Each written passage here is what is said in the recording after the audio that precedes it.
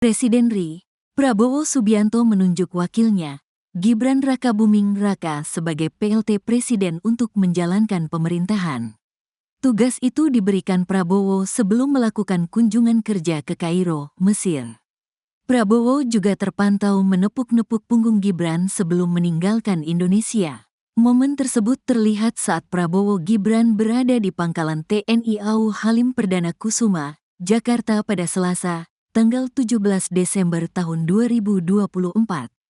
Dalam jumpa pers, Prabowo mengaku sudah memberi petunjuk kepada para pembantunya, termasuk Gibran. Adapun, penunjukan Gibran sebagai PLT Presiden ini juga tertuang dalam keputusan Presiden, Kepres Nomor 34 Tahun 2024 yang ditandatangani pada tanggal 16 Desember tahun 2024. Namun, Kepres itu turut menyebut bahwa Gibran masih harus berkonsultasi dengan Prabowo jika ingin membuat kebijakan baru. Gibran juga diwajibkan untuk meminta persetujuan Prabowo sebelum menetapkan kebijakan baru tersebut. Hingga kemudian, setelah Prabowo kembali ke Indonesia, penugasan Gibran sebagai PLT Presiden juga berakhir. Gibran pun harus segera melaporkan pelaksanaan tugasnya kepada Prabowo. Keputusan Presiden ini mulai berlaku pada tanggal ditetapkan, demikian bunyi poin terakhir dari Kepres ini. Presiden RI Prabowo Subianto tampak menepuk punggung Wapres Gibran Rakabuming Raka beberapa kali sebelum pergi meninggalkan Indonesia untuk menghadiri KTT D8 di Kairo, Mesir. Pantauan Kompas.com di Lanut Halim Perdana Kusuma, Jakarta, Selasa, tanggal 17 Desember tahun 2024. Prabowo awalnya berpamitan dengan Menko Polkam Budi Gunawan, Menko Perekonomian Airlangga Hartarto, Menhan Safri Samsudin, Kapolri Jenderal Listio Sigit Prabowo, hingga Panglima TNI Jenderal Agus Subianto. Lalu, Prabowo dan Gibran tampak berjalan berdampingan menuju pesawat kepresidenan. Prabowo tampak berbicara dengan Gibran sambil menepuk-nepuk punggung anak Joko Widodo, Jokowi, itu. Setelahnya, Gibran tampak memberi hormat kepada Prabowo yang akan terbang ke Kairo. Dalam jumpa pers di Halim Perdana Kusuma, Prabowo mengaku sudah berkoordinasi dengan seluruh jajarannya terkait persiapan libur Natal dan Tahun Baru 2025. Prabowo menyebut sudah memberi petunjuk kepada para pembantunya, termasuk Gibran.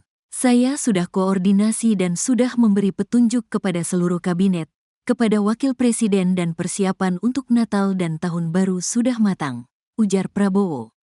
Prabowo berharap, libur Natal dan Tahun Baru 2025 kali ini dapat berjalan dengan lancar. Dia mengatakan, akan tetap berkomunikasi dengan para menteri supaya mereka bisa berkonsultasi dengannya jika ingin membuat keputusan penting. Tetap dengan sarana komunikasi yang baik setiap saat saya bisa dihubungi sehingga kalau ada keputusan penting, semua pihak dapat konsultasi langsung dengan saya. Saya kira itu yang ingin saya sampaikan, jelasnya. Tentunya kita berdoa selalu Tuhan Yang Maha Besar akan meridai semua kegiatan kita dengan niat yang terbaik, imbuh Prabowo.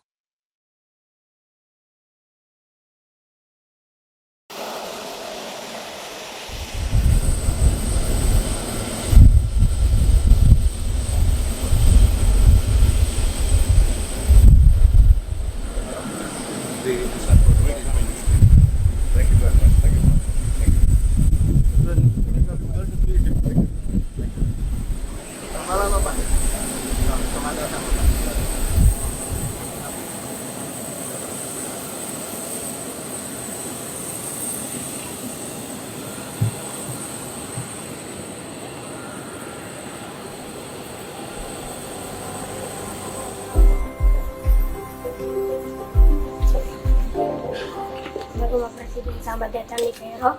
Kami siswa Sekolah Indonesia Kairo. Saya Keisan, saya Iva. Umur berapa?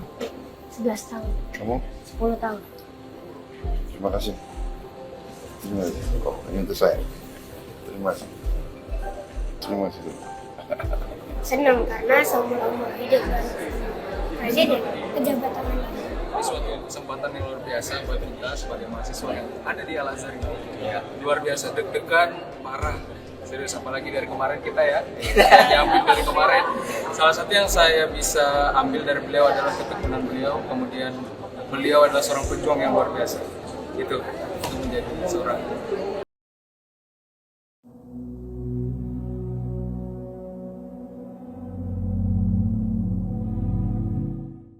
Puluhan ribu rakyat Indonesia menandatangani petisi yang isinya mendesak Presiden RI Prabowo Subianto membatalkan kenaikan pajak pertambahan nilai atau PPN 12%. Terpantau pada Rabu 18 Desember 2024 pukul 15.30 sudah ada 65.000 orang lebih menaikkan petisi tersebut. Dilansir laman change.org, petisi itu berjudul "Pemerintah Segera Batalkan Kenaikan PPN" dan dimulai pada 19 November, diinisiasi oleh Bareng Warga. Inisiator petisi menilai kenaikan PPN jadi 12% akan membuat kondisi ekonomi masyarakat Indonesia semakin sulit. Menurut mereka, kenaikan PPN juga dilakukan pada saat yang tidak tepat karena masih tingginya angka pengangguran di Indonesia. Menanggapi petisi itu, praktisi sekaligus pengamat pajak Justinus Prastowo menilai sah dan bisa jadi bentuk aspirasi serta hak warga negara. Ia sepakat bahwa kenaikan PPN memang menjadi tambahan beban bagi masyarakat di Indonesia. Namun menurutnya pemerintah tetap akan melanjutkan kebijakan PPN 12% sebagaimana diatur dalam Undang-Undang Nomor 7 Tahun 2024 tentang harmonisasi peraturan perpajakan atau UU HPP.